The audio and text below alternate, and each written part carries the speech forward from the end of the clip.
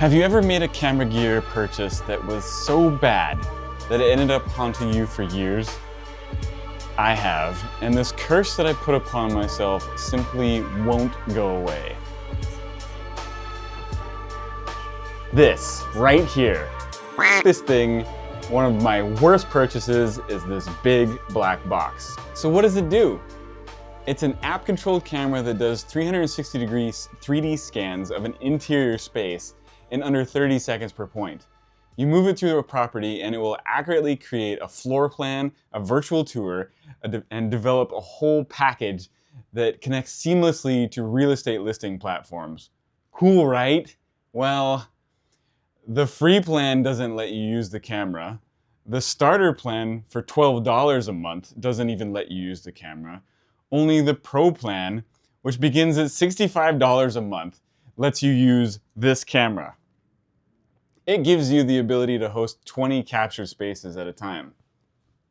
You can't even sign into the app without a plan. You can't use the camera without signing into the app. You can't view old archive spaces unless you pay the subscription.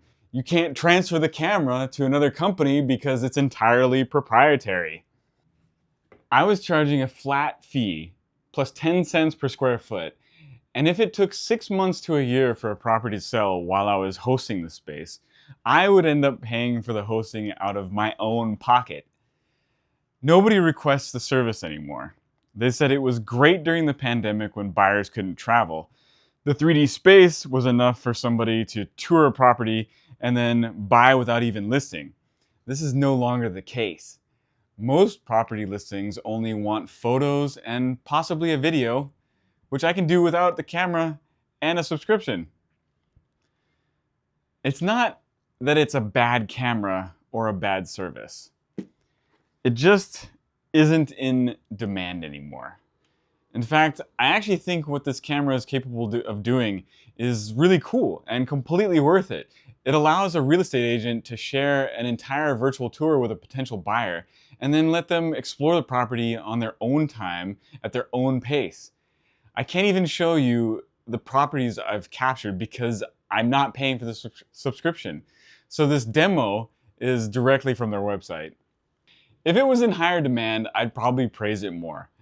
If there was a subscription plan with 1 to 5 spaces and a much lower cost, I'd probably be happier. As it stands, this was simply a bad purchase, and it makes me mad staring at this gigantic $2,500 Paperweight.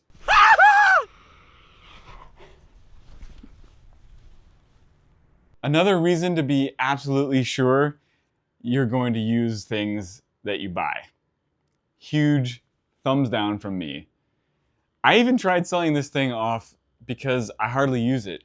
It's in such good condition that it still has that new camera smell and feels like it just came out of the box.